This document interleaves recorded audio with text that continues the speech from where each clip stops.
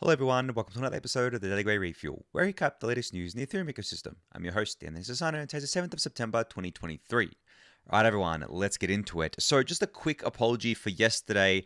On the video, the audio seemed to go out of sync at around the 8-minute mark for some reason. I don't know why that happened. The audio went out of sync with the video, and it happened on my local recording as well, so it wasn't a YouTube issue. And those listening on the podcast, you probably noticed there was a gap of a few seconds there where I went silent and then just cut back in.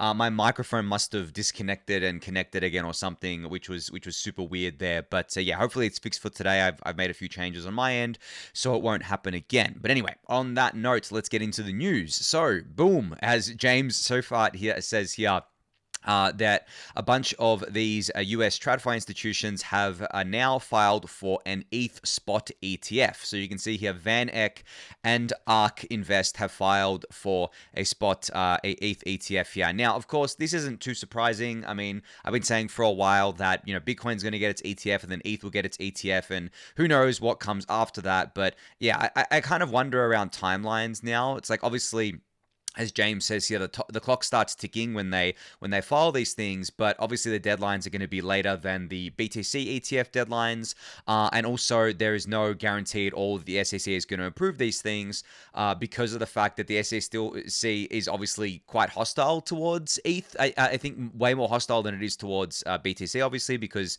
Gary Gensler has said that everything except Bitcoin is a security, but I have maintained for a long time now, and I think it's pretty obvious at this point that ETH is not a security. It is a commodity, and on top of that, I think that they're going to be potentially forced into approving these ETH ETFs, because once they approve the BTC ETFs, all these same TradFi institutions are going to be like, hey, you approve BTC, you need to approve ETH as well, because really ETH and BTC, from I guess like the lens of what the SEC wants to see from both of them, is the same, right? They trade on the same markets, the same exchanges, right? They've got very similar liquidity profiles, they've got similar market caps. I mean, yes, ETH is like what, 50% less or something of BTC's market cap, but it's still like a very large market cap. It's been around for a long while. It's decentralized, so I think that just generally the ETH spot ETFs will get approved. I don't know if it'll happen next year or the year after. I think the BTC ones will definitely happen next year, if not potentially even sometime this year. There's still a chance it could happen there. But yeah, it's still great to see that that Van Eck and ARK have made these moves. Now, obviously, the bigger deal will be if BlackRock does their ETF, right? Because then that again sends a signal from Big Daddy BlackRock that the SEC needs to approve it because basically BlackRock said so, right? That is definitely like something that changed the Bitcoin ETF race, because obviously for years and years now, these other institutions had been filing for a Bitcoin spot ETF, but they were kept getting denied. And then in comes BlackRock, and as I've mentioned before, Larry Fink, the CEO of BlackRock, is a very deeply ingrained Democrat, and obviously he has a lot of sway in the Democratic Party, which are currently in power. And the SEC head Gary Gensler is a Democrat and was appointed by a Democrat, so it comes all back to politics, of course. But that definitely changed the game there. So right now, I think it's just Van Eck and ARK, as well as a bunch of other TradFi institutions that have also done the futures ETF for ETH as well. But yeah, we'll see. We'll keep kind of tabs on this and see how this goes here. But I'm going to be curious if BlackRock actually puts their hat in the ring and decides, yeah, we want to have an ETH ETF as well. I mean, it makes sense at the end of the day. And then it also begs the question of, are these ETH ETFs going to be staked? Like, is the ETH in these ETFs going to be staked? Because then that becomes a super attractive product to these institutions, because for them, they can basically say, hey, come buy through us, buy these ETFs through us, and then we'll give you a yield on top of it. And the yield can be like a very I guess like muted yield to what you would get solo staking or staking through an LST or something like that, but it's still going to be a yield. And when you think about the types of money that is going to be going into these products, it's retirement account money, right? It's long-term money, it's boomer money, for lack of a better term, right? So these are the kind of types of people, and this is the type of money that really does care about yield. And it begs the question, is the yield going to be paid out in ETH? Is it just going to be added to their ETH balance or their ETF balance? or is it going to be paid out in dollars? It could be done in either which way. And I'm sure that the companies managing these ETFs can play whatever games they want with it in order to maximize their profitability from it. But it is a huge thing for them for sure. So yeah, just great to see that these spot ETH ETFs have been filed. No idea on timeline here, as I said, but yeah, we'll have to see how it plays out. But you can check out this tweet from James. I'll link it in the YouTube description below. All right, I got a few things here today, all about MEV that I wanted to talk about again. So starting off is this tweet thread from SMG titled "Footprints in the Dark Forest." SMG researchers mapped the hidden relationships between builders, searchers, and on-chain order flow by analyzing top-of-block winners and the block builders who got them there. And then you can actually see this thread here about what they're talking about. Now, I'm not going to summarize the thread; it goes into a lot of detail, so I definitely recommend checking it out.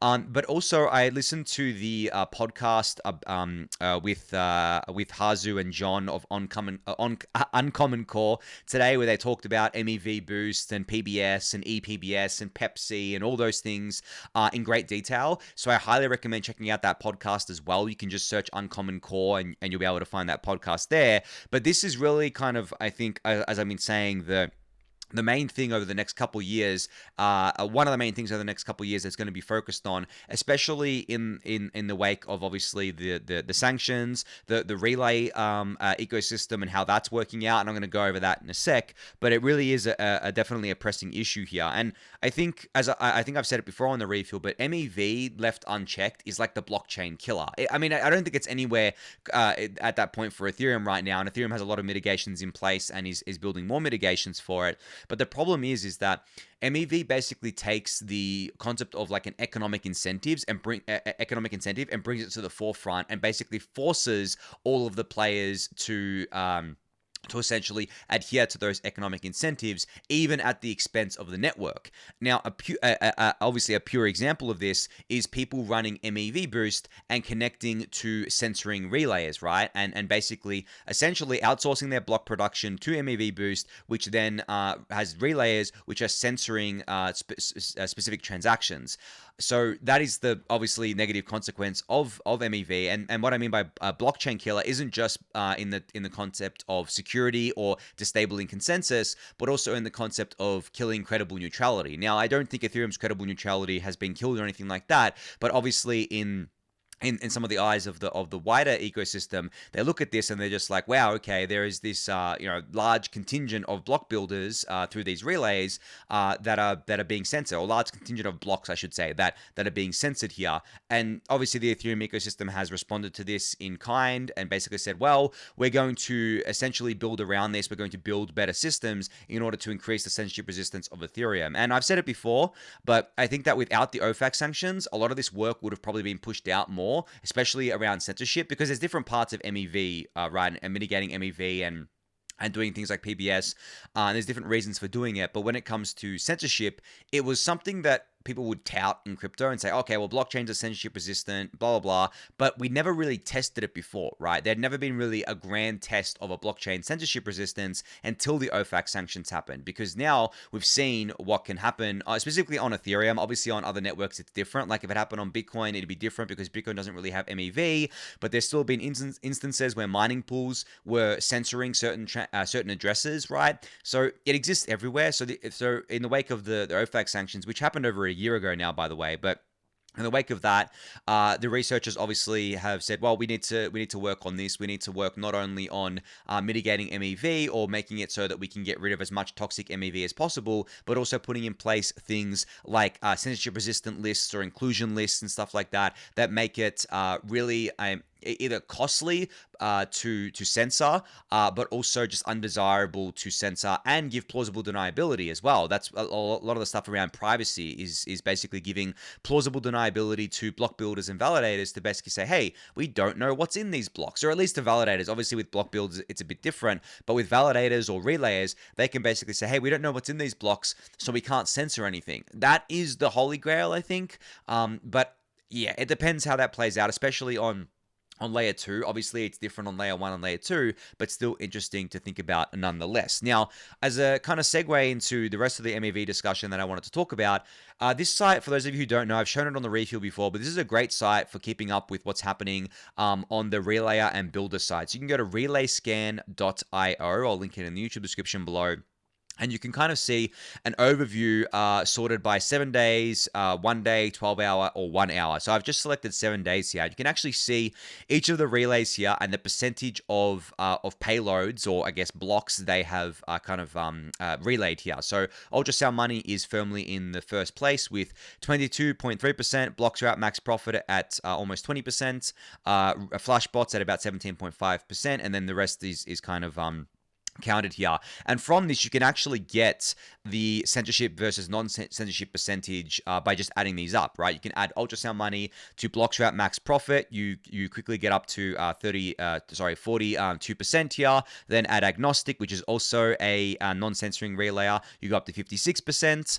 Add Aeustis, that gets you to almost 60% with these other relays here. So essentially 60% of blocks over the last 7 days were relayed through non-censoring relayers, which means that they weren't censoring those Tornado Cash transactions there.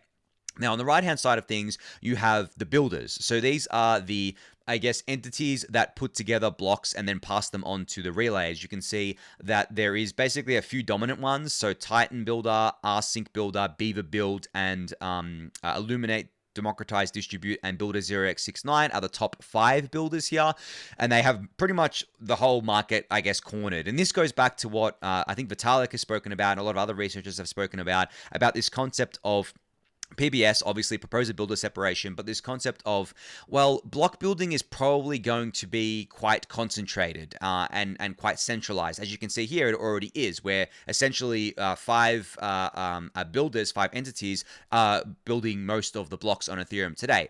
And the concept behind PBS and inclusion lists and censorship resistant lists and things like that is to basically live in that reality where block building is very concentrated, very centralized. But that's okay because the block builders are not the ones that are proposing the blocks. That's the validators, and they're not the ones that are attesting to blocks as well, which is what we care about when it comes to the centralization and security of the network. But obviously, when it comes to censorship resistance, we care about we care about that in the context of block building here. And when you look at the kind of block building market, yeah, I mean it's quite concentrated and centralized today. So if we live in that reality, how can we work around that and make it so that it can be as censorship resistant as possible? And that's the whole idea behind PBS, right? That's the whole idea behind PBS and Pepsi and all those things that fall off of that. So you can go check out this site for yourself. Now, I've also talked about Raider.network a lot on the Refuel, but for those of you who don't know, a really cool thing about Raider.network is that they actually show you each of the staking entities and what their block space distribution looks like. So you can actually see here each of the staking entities such as Lido and the centralized exchanges and Rocket Pool, what their block space distribution looks like over the last 30 days, let's say. And you can hover over it and see that over the last 30 days, for example, all Rocket Pool node operators proposed blocks from 37% were relayed by blocks route, 20% was ultrasound money, 16.9% was flashbots, and so on and so forth. So if you want to see what each kind of big staking entity is doing here in terms of block space distribution, aka where they're getting their blocks from, which relays they're getting it from, you should definitely go check this out as well. All right, that's enough on all of that. Going to move on to the next biggest piece of, I guess, like news from the last 24 hours, which is tangentially related to what I was just talking about. And this is a new privacy paper that has been published by Vitalik Buterin, Jacob Ulum, who works at Chainalysis, Matthias Nadler here, who I don't know where he works. He's a PhD student, and also Fabian Shah here, who is a professor at the University of Basel, along with Amin Soleimani. And this privacy paper is basically covering the app, or I guess like app, that's probably the right term here. The app that Amin came up with called Privacy Pools, which is something that I've covered on the Refuel before, which is basically this concept of making Tornado Cash, or at least forking the Tornado Cash and making it regulatorily compliant. Now, the way that they do this is that essentially they split the pools into into kind of like isolated pools where essentially you can prove to a regulator and say to them, hey, here's my whole trail of transactions while still preserving your privacy, and you can prove to them that your funds didn't actually commingle with the quote unquote bad actor funds, right? Now, this idea is I think really cool in theory. I think in practice, it's going to be fun to see how this plays out, because there's a few different concerns with this, right? Some people brought up the concern that this is basically normalizing normalizing this kind of censorship that's been happening around Tornado Cash, and also normalizing financial surveillance on blockchains and stuff like that. And I get that view, but when it comes to building practical privacy tools, you got to take this view as well. What happens if we build privacy tools without the, I guess, like tools that privacy pools wants to implement here, and we build them all like similar to Tornado Cash, or we build them in a way where you can't actually show the authorities the kind of trail of funds here in order to prove to them that you weren't part of funds that were commingled with bad actors. If you can't do that, and if we just build all the privacy tools where you can't do that, what do you think is going to happen to all those privacy tools when they get big enough? They're going to get sanctioned. So and I know I've said before that obviously sanctioning it doesn't kill it, because Tornado Cash still runs on the network. There's still funds that move through it, but it does have a pretty big chilling effect on it, right? It does reduce the usability of the app. It basically locks out a whole country from using it. I mean, any US citizen or even US person, it's illegal for them to use it. And if they do use it, it being Tornado Cash, they stand to face a prison sentence of up to 30 years, right? So there's a practicality trade-off here where it's like, yes, we would love to live in a world where we didn't have to have this trade-off of having a trail where we could prove to the authorities and to the regulators that we weren't commingling with the quote-unquote bad actors, right? And satisfy their needs. But then the other side of it is that we just build it without these tools and we just get sanctioned, and we can never really have privacy. Now, I think that there is a third way this could go as well, where you basically have it so that we... And this is maybe a much more a less likely way, but you basically have it where the governments around the world, especially in places where you expect there to be freedom, like in the US, right, understand that it is not practical to it is not practical to be able to, I guess, like adhere to every different regulatory agency around the world, because the US, let's just say for example, the US sanctions Tornado Cash, or they did sanction Tornado Cash, and then let's say some country or the EU, let's just say the EU sanctions another privacy protocol but doesn't sanction Tornado Cash. So, okay, this starts becoming very murky now, where you're like, okay, well, no one in the EU can use this privacy protocol, but they can use Tornado Cash, and no one in the US can use Tornado Cash, but they can use this other one. And then essentially what you do is you split off the network into these regional pods, and it no longer becomes a global network. It just becomes fragmented. So I think that we really do need to educate regulators around this and say, hey, validators, if you start at the bottom, validators are supposed to be like the dumb pipes of a blockchain, right? The block builders, validators are supposed to be the dumb pipes. They just pass through the data through them like the internet pipes, and they're not opinionated about it, right?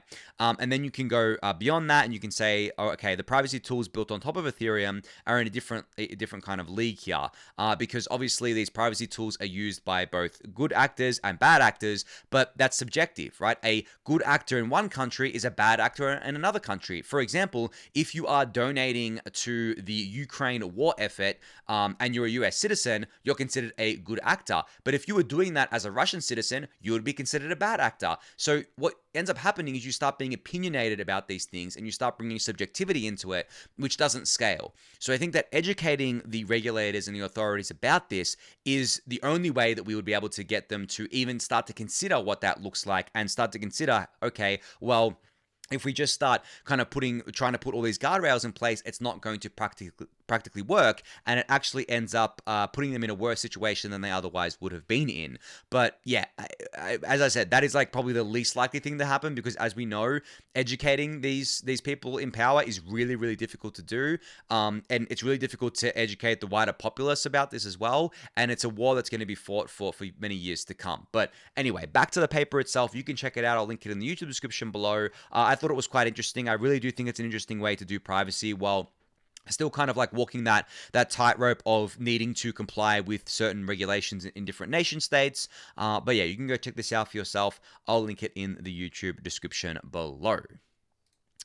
All right, so just a shout out here for the Aussies among us. So Block Earner, a company that I'm an investor in, just as a disclosure here, are now offering crypto-backed loans. So you can essentially go to Block Earner with your ETH or BTC. Well, okay, you can sign up to the wait list to do this. So if you're accepted as part of the wait list, you can go here, use your ETH and BTC, and basically take an AUD loan against it at competitive rates. You can see here what the rates look like, and these rates are Australian rates, so these interest rates may seem weird to anyone that's not Australian, but this is basically what the going rates are right now in Australia. But the reason why I bring this up is because I know there's a fair few Aussies that listen to the show, and obviously being Australian myself, I thought this was very interesting. But this is cool. I mean, you know, when you're using money markets in DeFi as an Australian, it's quite frustrating because we can only borrow USD stablecoins. There's no AUD stablecoin, right? So for me personally, I've avoided really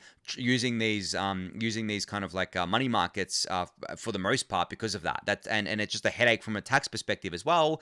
But being able to use something like Block Earner, which is not DeFi, by the way, guys, it's a centralized platform. Just thought I'd put it out there. But being able to use them and take an AUD loan is pretty cool. Now, I'm not saying that you should do it where you take like a mortgage through it. I don't think that'd be very wise to do, and they probably won't even let you do that sort of size there. But I think it's really cool for things like maybe you want to buy a car or something, or you want to buy a new bike or something, and you don't want to cash out anything because it's the crab market, and cashing out now doesn't really make much sense for you. Well, then you can go kind of get a loan through this. So as I said, disclosed, I am an investor in this company, but the reason I bring this up is because it is something unique for the Australians among us, and I was pretty excited to see it.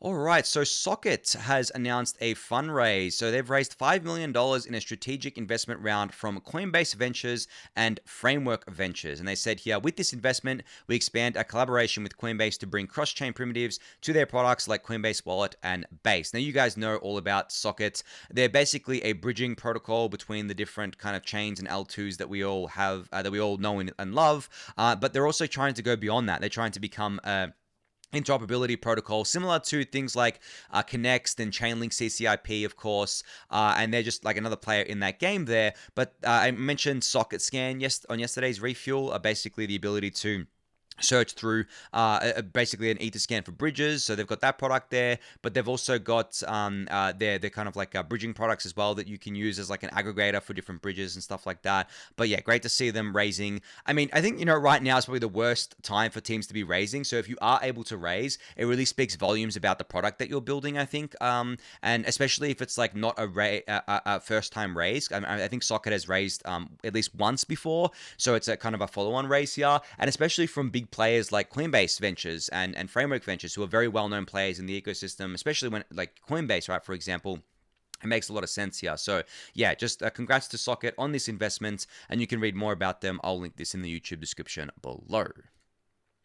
All right, there's a new dashboard from Hill Dobby today. Well, maybe not a totally new dashboard, but a reworked dashboard. So this is his gas dashboard. So there's fewer visualizations to focus on what matters, and you can toggle between chains now on this dashboard. So I'll link this in the YouTube description below for you to check out, but I've just got it up on my page right now. So you can see really interesting stats like, median gas price over time, also the top gas guzzlers, gas spenders, and such, and there's all these different kind of statistics here. ETH burned, how much EIP 1559 transaction adoption there is.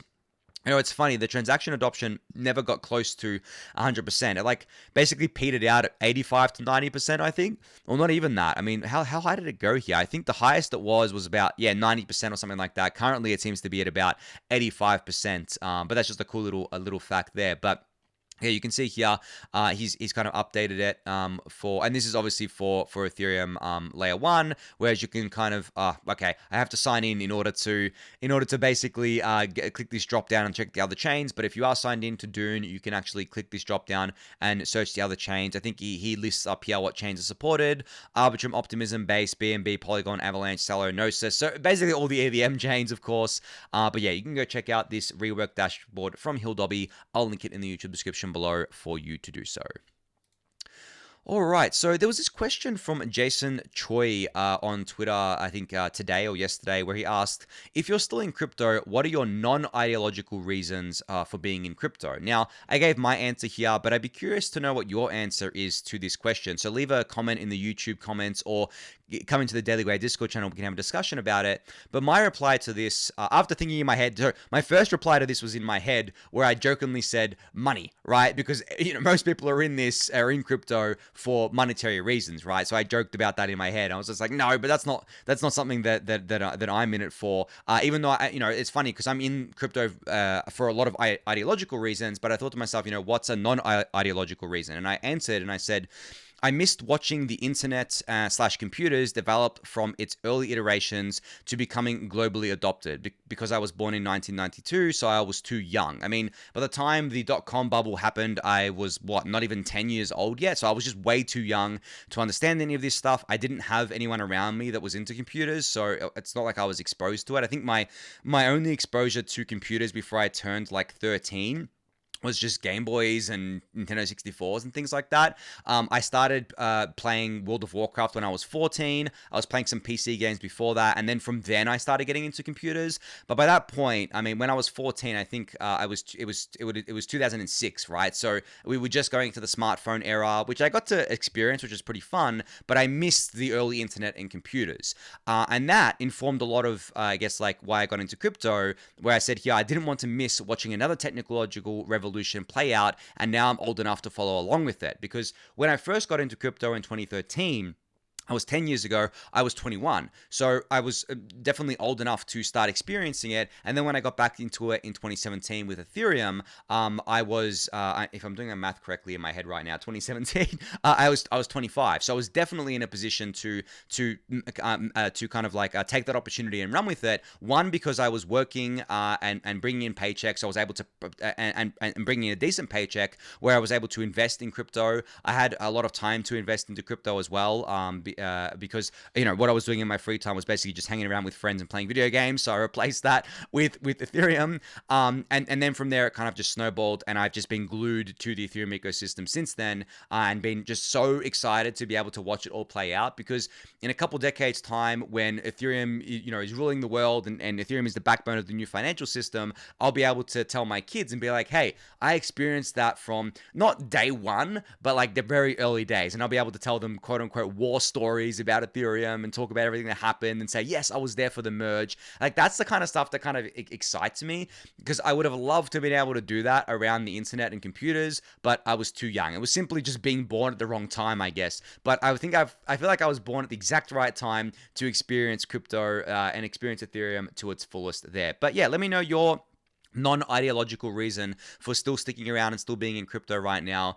You can comment that on the YouTube comments or in the Discord channel. But I think on that note, that's going to be it for today. So thank everyone for listening and watching. Be sure to subscribe to the channel if you haven't yet. Give it a thumbs up, subscribe to the newsletter, join the Discord channel, and I'll catch you all tomorrow. Thanks everyone.